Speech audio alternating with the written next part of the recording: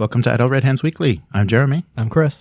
And what is Idle Red Hands Weekly? The dead speak. The galaxy has heard a mysterious broadcast, a threat of revenge in the sinister voice of the late Emperor Palpatine. General Leia Organa dispatches secret agents to gather intelligence while Rey, the last hope of the Jedi, trains for battle against the diabolical First Order. Meanwhile, Supreme Leader Kylo Ren rages in search of the Phantom Emperor, determined to destroy any threat to his power. That's the crawl for Rise of Skywalker. That is the odd, poorly written crawl, that begins Rise of Skywalker. And it's funny because it seems like they wanted to do the Clone Wars tone of that old kind of 40s serial where they say something very wacky and with an exclamation point at the beginning. So the dead speak. I'll bring this all up because kind of going full circle, Alan was with us when we did The Force Awakens. Okay.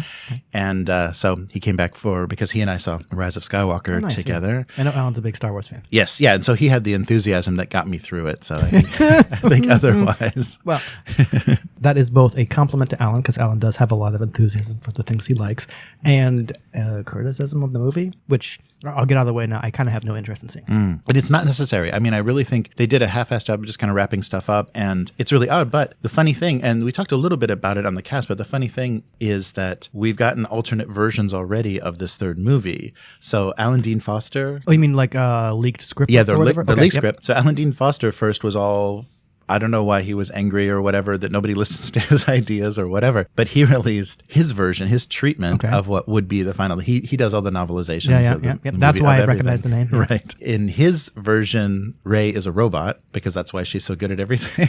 Not like him that, but okay. That's his big reveal. And then the Colin Trevorrow script supposedly released. Everyone's kind of confirming that, but nobody's saying like who it came from or how they got their hands on it. And he doesn't have the Emperor in his, but there's a lot of similar beats to what they did in this final movie. And I think that's why he received screenwriting credit.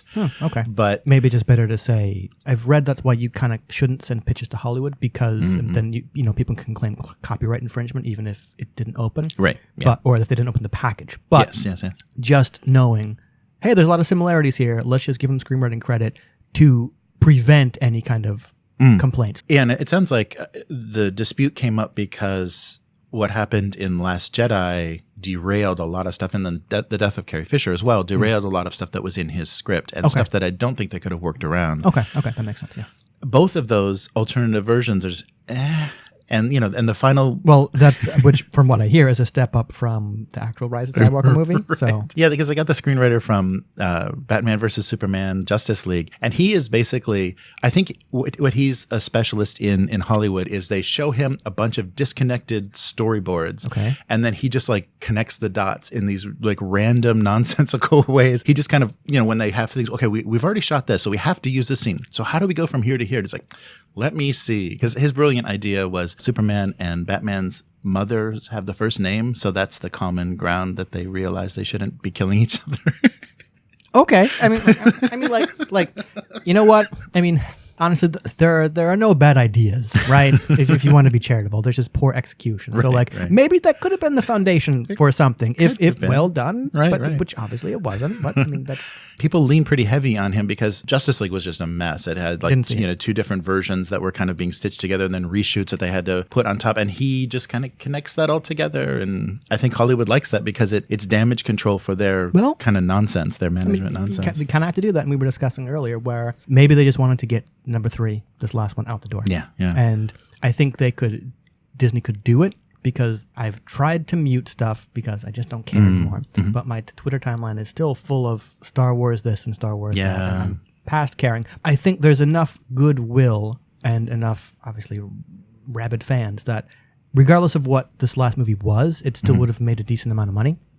So I think they just kind of, as you said, maybe just wanted to finish it up so they could move on to other stuff and, kind of bookend this trilogy. The thing that I think is a real tragedy about this is they took a crossover, huge international hit and a property and tried to reproduce that kind of situation in this very splintered, very niche world and realized, you can't do that anymore. There's nothing that has that kind of mass appeal. Okay, so you're saying they kind of tried to please everybody and in effect are pleasing nobody. Right, yeah, because and they basically the fan base is like broken in half. So whichever way they go, if they go somewhere new, oh, that sucks. It's not Star Wars. If they go somewhere old, what are you just repeating the same old thing? So it's a no-win situation. So they're just going to have to distill that Star Wars fan base down to what this is going to be. And I don't know if they're going to do it. The way they were doing it, like 5 movies in 5 years, was pretty insane. The pace that, because I think between Last Jedi and Solo was like 6 months. It was like such a quick. Wow! Another Star Wars movie. I am getting kind of burned out on it, but anyway. Yeah. So we'll see what happens. But yeah, that review's coming up, and there's some good stuff. Yeah, there's some good, and Alan gives us some good deep dive geek stuff with Star Wars lore. So that's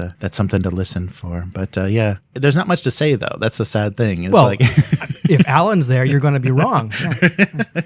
So listen to that for Alan specifically. Yes. What have you been up to? Apart from getting over norovirus, which is not fun at all, especially when you have a toddler and then a partner who catches it later on. Yeah, that was just my weekend last week was just done. Turns out I am kind of last minute going to be running an Aliens game this Sunday, so in about 2 days. Excellent. The monthly Osaka Jig meetup.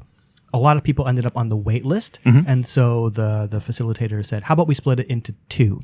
And that way everybody can play. And I said, okay, well, sure. I was going to play Hearts of Wulin, which is Chinese kind of wuxia drama stuff. But yeah, I'll gladly run Alien because one of the people hadn't had a chance to play it. So that's kind of sudden. I can recycle all the props I made for the previous games. Good timing because I just finished watching Alien 4, which didn't realize that was written by Joss Whedon. Yeah. But it makes sense now because it's bottom 4 of the original. I mean, Prometheus is well down there. Haven't watched Covenant yet.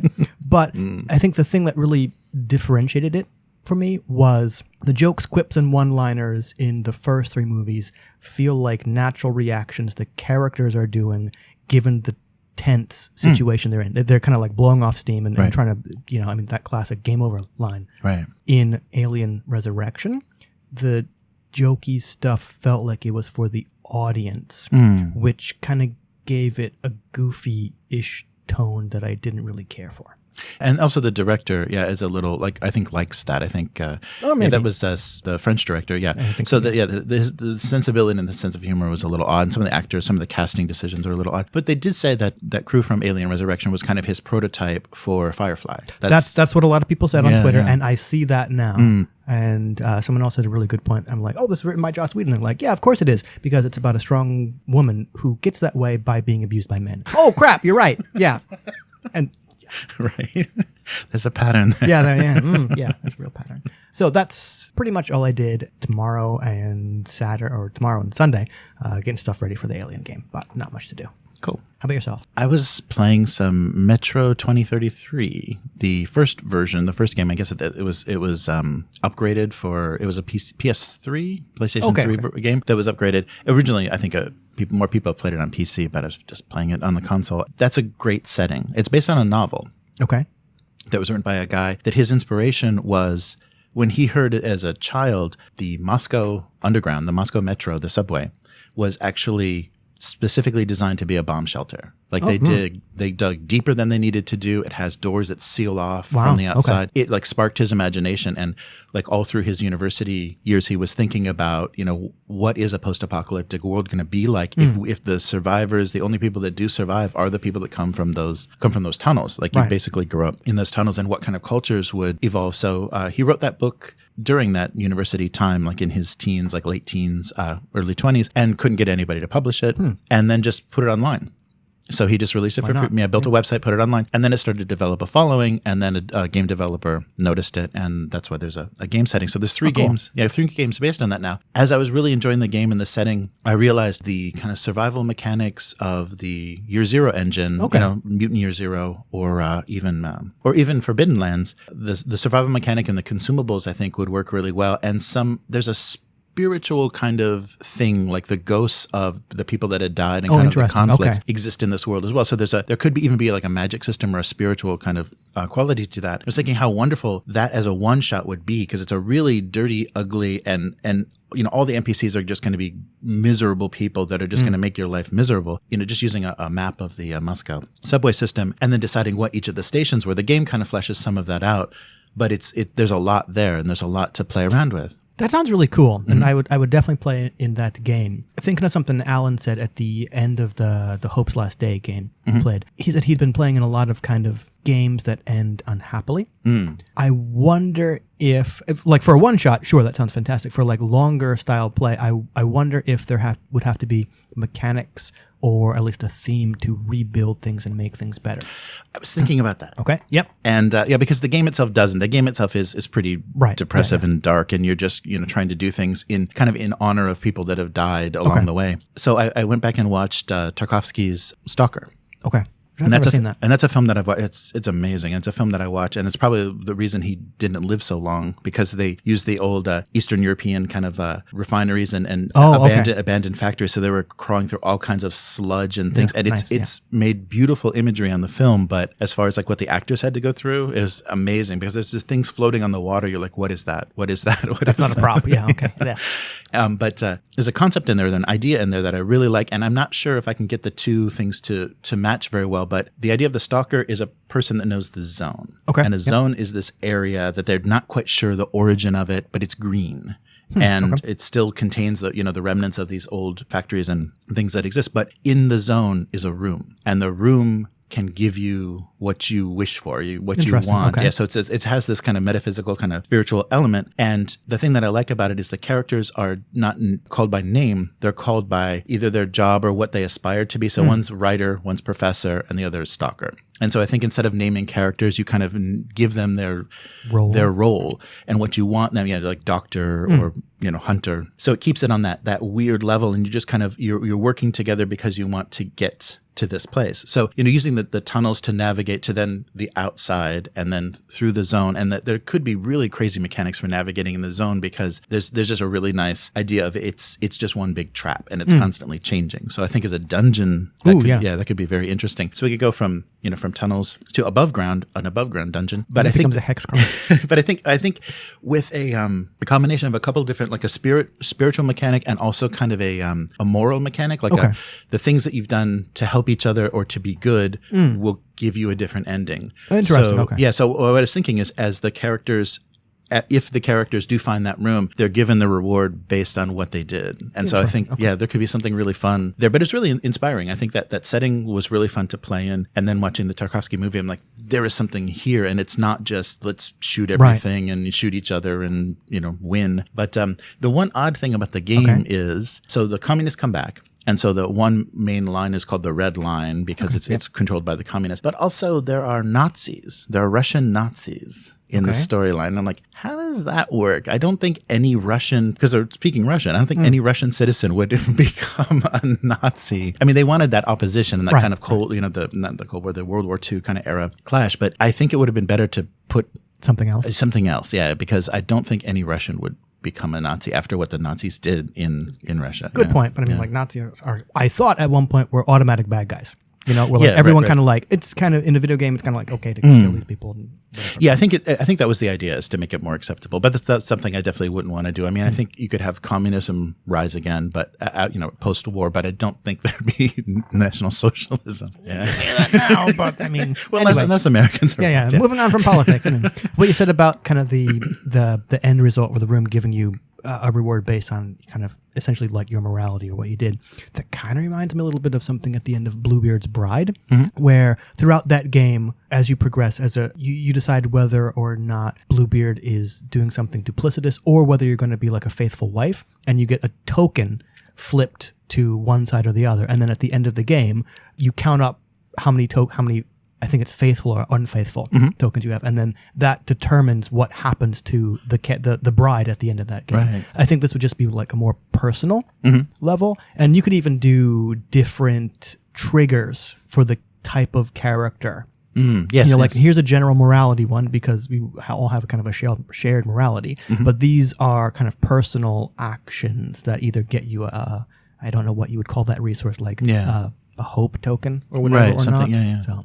So that's working pretty well. Yeah, I thought that would be fun, and I think I was specifically had that same kind of idea. It's like these alien games have been ending pretty rough. Oh yeah, they have. Yeah. So what about a survival, but a survival with a reward, like something that you felt, that there was something that happened. That could be also part of something that happened in character creation. You could kind of create like, what is your cause? Like, who are you doing this for? And then that will be part of the reward, or how that reward works. Yeah, that would be good. Play that. That also kind of reminds me, I finished season 2 of Lost in Space. And the link there was, my feeling is that the theme of Lost in Space is hope.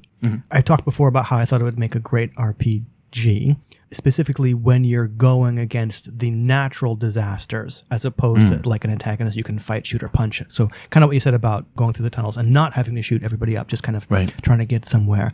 I didn't like how season 2 ended. Oh, really? Like, I rank season 1 of the new Lost in Space over season 2 because it's more of the Robinsons are working together as a team, kind of despite their differences with their different skills, to overcome these natural disasters. And nobody dies. People do get, spoilers. Nobody dies. People do get seriously injured. But at one point I said, I'm okay with that because that's not what the show is about. The show is about hope, and killing people like Game of Thrones or Walking Dead style ends that person's story, and that's not the story the show is telling. Right.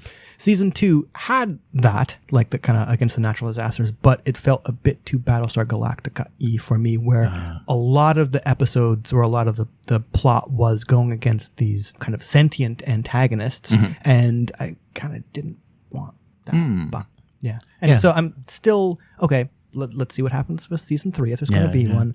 Also, spoilers, it ends with the Robinsons separated. Oh. Which I'm also not into because I want it to be the Robinsons together, lost in space. Right. Not, hey, everybody's lost in space at different points. Right. Meanwhile. So, yeah. Meanwhile over here. So, yeah. Yes, I'll have to see that. I'm very interested in what they did. But that reminded me, so being inspired and thinking about this one shot made me think about kind of the thing that's going on now and how Wizards of the Coast is feeding the beast with Dungeons and Dragons by releasing, source books and settings and things. Nobody saw me slowly close my eyes in pain because it's not video, it's radio. Anyway, continue. Sorry. But that made me think about what's fun and creative about role-playing games, and it's not buying a source book, it's not getting someone else's version, someone else's adventure. It's being inspired by popular culture and trying to figure out how you would structure an adventure in that. And I think that's the thing that the original Dungeons and Dragons really did and wanted you to do, is like, make this a world for you. Like, there are modules, there are published modules, but most of the time you're going to go off of this. I mean, you can use this as inspiration or a starting point or a hook into something that you want to do that pleases the table. So recently, like, the Critical Role world is now the latest book that they're Don't know what releasing. it's called. Yeah. Who wants to? Like, I mean, apparently a lot. Apparently a lot, because hey, you're making me break my New Year's resolution about not talking about Dungeons and Dragons. But apparently, I saw something where that is the most pre-ordered source book in recent so depressing time. And I did kind of think it was depressing. So I mean, not shaming people for liking Critical Role, like what you like, whatever. I just thought it was a bit depressing, where, not to get into a whole thing, but it's kind of like, let's have some other creatives work on this rather than giving it to the thing that seems to be the most popular. However, I understand that Wizards of the Coast and Hasbro are companies, and they need to make they want to make money. So doing that lined their pockets like nobody's business. So congratulations, you succeeded at capitalism. Let's get something else out there, please. Right. Well, don't look at DC publishing. Okay. Crush my dreams. Go ahead. So the reason I bring this up is there's an odd entry into this sort of source book thing. So DC Comics is releasing a 40-page special, which they're calling a source book, that is focused on bringing the world of The Last God, which I'm not familiar with, but it's a fantasy set series that's only, I think, published 3 issues. So it's got maybe a total of 100 pages of actual comics. Okay. But they're releasing a source book of this. And I think that what they saw is that it's compatible enough with a kind of traditional fantasy setting, like elves and dwarves and everything, that you can kind of take the playable races, subclasses, and monsters and magic items and kind of overwrite them on. Okay, so just reskin them a bit, tweak them a bit. Okay. Basically, these are goblins, these are elves. They're publishing this as a source book and letting you play in this world. And it's for D&D, right? Just to clarify. Okay. Yeah, well, they're making it. They're saying it's most compatible with D&D, but basically it could be a source book for anything. Is it going to be is it going to be system neutral? No, the basic thing that they said is it is made for 5e. Okay, I think okay. essentially Compatible with the world's most popular role-playing game. Yes. Pardon me where I gag myself with a spoon. All right. So they're making it for that.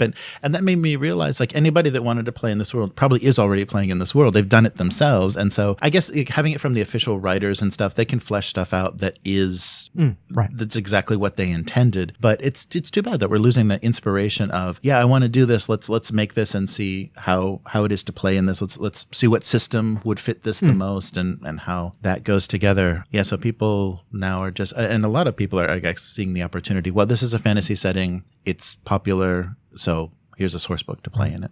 Like, as someone who wants to make role-playing games and has made a couple very small ones, I understand why big companies would use Dungeons and Dragons as a vehicle to get the rules, because it's the most popular role-playing game out there, which is also the reason why I don't give people crap for making things for Dungeons and Dragons. I mean, like, you kind of want to get your foot in the door. You want to get noticed. Hey, that's going to be your widest audience. Right. So why not exploit that? But it also is kind of disappointing where it's like, you could do this in another system. And as someone who says system matters, yeah, it's a little sad to me that you're not finding what is the best system for your game, possibly. Yeah, that's something that I think companies that own big IPs, like Hasbro, is very guilty of this, is trying to figure out ways to, there's a Warhammer 40K Monopoly game. It's just like they're just trying to match things up because people see a logo and be like, oh, I like that. Sorry to interrupt. Yeah. Please tell me, like, the Emperor's Throne Room or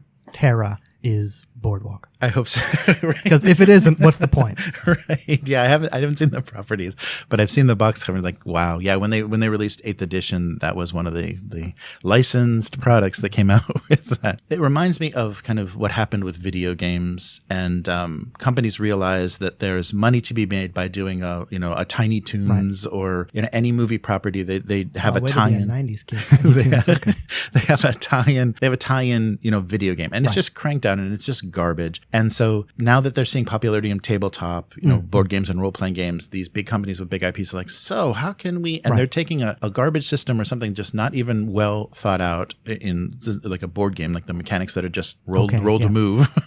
Just like in the 70s and 80s, like there's a King Kong board game and just all this stuff where it's like, okay, I guess you were playing in that world.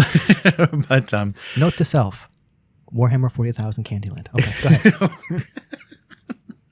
Where the colors represent the gods of chaos gods. Yeah. I think that's a real danger. And as the industry is growing, it's not anywhere near like what video games are. Right. But as it's growing, those companies are going to start to get involved, and then you're going to have that pollution. Because I always think that when you see, here's the how you really feel about these names. here's the library of everything that was published for a certain video game system, and 50% of it is just licensed garbage that nobody should have ever played, but it got kids to get their grandmothers to. But really, isn't that kind of?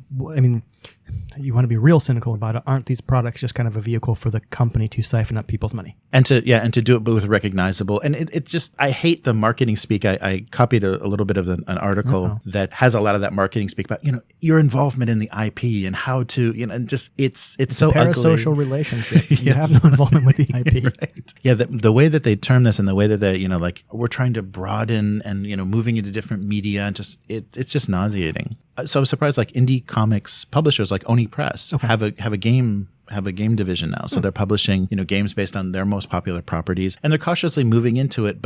And I guess that's good for the independent press world, but they're going to be just completely overshadowed once Hasbro decides exactly how they want to, what they want to buy and how they want to crank that up for the tabletop. But yeah, that whole thing was just depressing, and it reminded me of how far, especially the RPG hobby, is getting from that original, like, what do you want to do? What world do you want to see? You want a world with no elves? Excellent. Let's do that. The things that allow people to really give them exactly the kind of adventure that they want. And it's just too bad. We're moving into this, like, oh, which license do you want to play in? And I mean, I understand.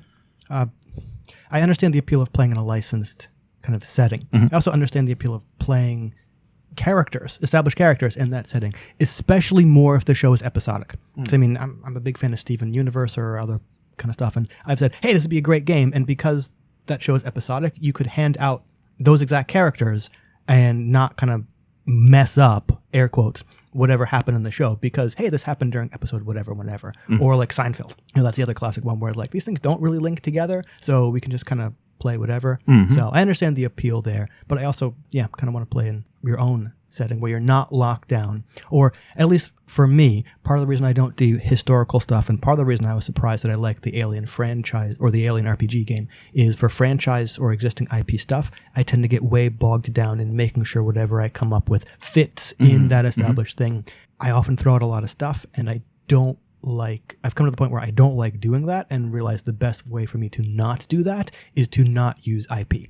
Right. Because then I don't have to worry about it at all. I'm just like, no, I cut this from whole cloth. But I also understand pulling bits and pieces because it's hard to come up with stuff whole cloth. I mean, that blank page problem, you're just looking at, what am I going to do? I don't know. So totally borrow from other existing stuff. Yeah, I think the RPG community has always done that stuff that's really inspired you. Like, let's see how we can do this, or can I make a character like this in whatever system we're playing. I have less problem with that. Can I make a character like this in a system rather than the here's in this sitting or in this system, right? Where I'm just like, make a character. Okay, don't make actual Wolverine. Make a character like Wolverine. Call it like Honey Badger or whatever.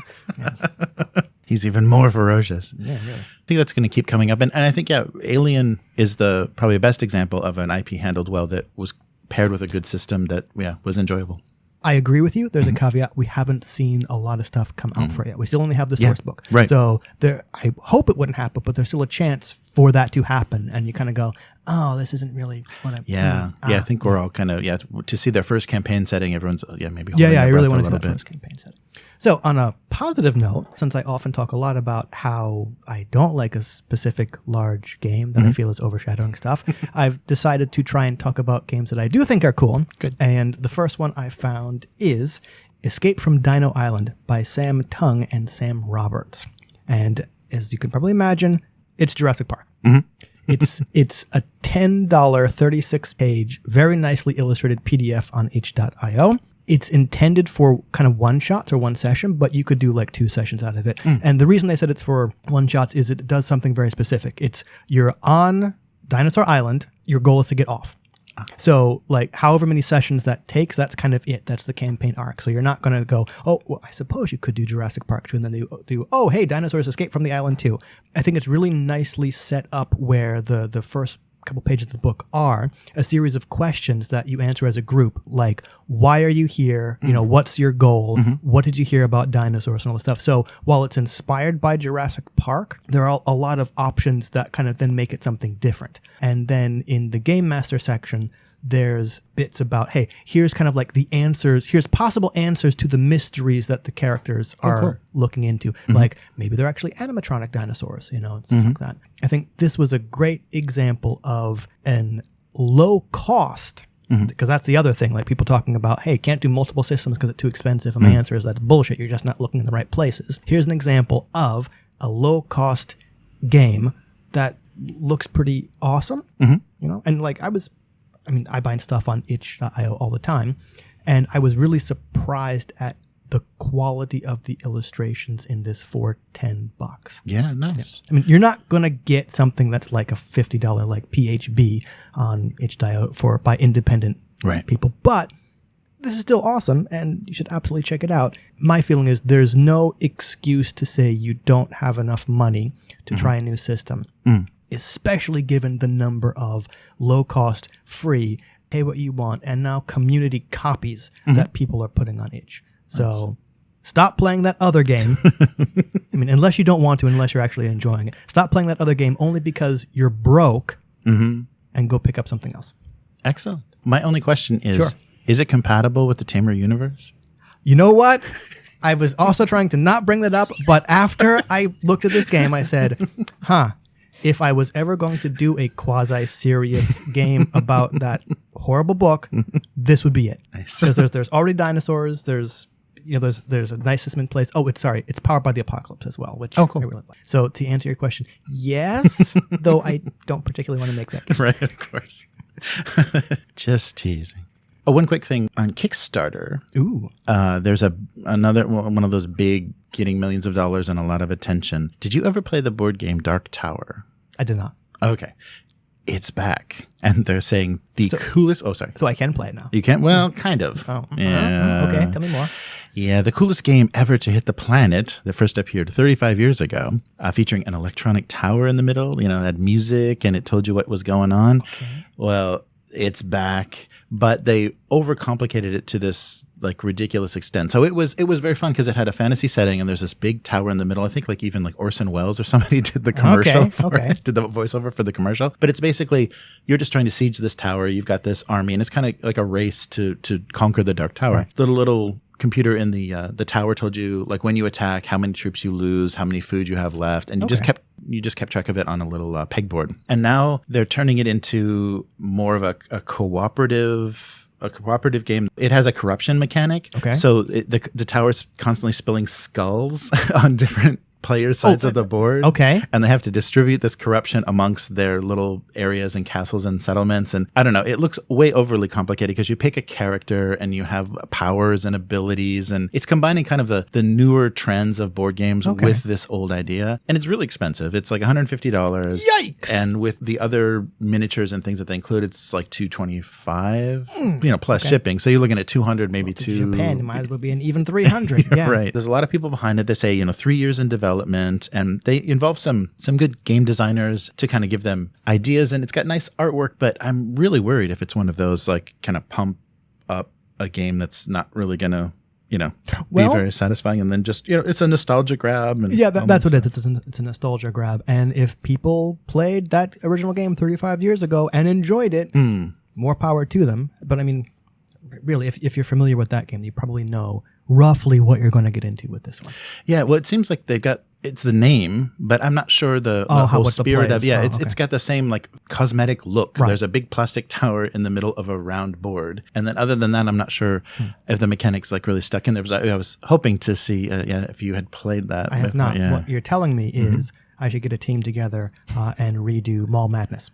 The thing with the electronic mall. Yes, exactly. In the center of the shopping mall board game. Right. Yeah, okay. But make it very complicated with character classes. It also spits skulls and has corruption. Yeah, okay. Corrupted Mall of Madness. All right, yeah. Anyone want to help? Yeah. Just send me an email. Yeah, so if you have any opinions about this Kickstarter, let us know in the comments. I'm very suspicious of it. I mean, it's drawing me in, and it's gorgeous looking, and the tower itself is very complicated, although they haven't shown you a consistent, representation of what it's going to look like. It looks kind of short and fat. Oh, okay. And but in the original promotion, it had that same silhouette as the original tower, which is quite tall, more than a foot tall. But maybe that's why all the original ones, the motor is broken in them. That turned it around because it was too big. It wasn't built to last. Would love to recreate that experience, but I don't know if you can anymore. Yeah, you can't go back. You can't go back. Yeah. I've learned that. You can't go back. Don't even try. I mean, just try and make something new out of the experience you wanted to have. Right.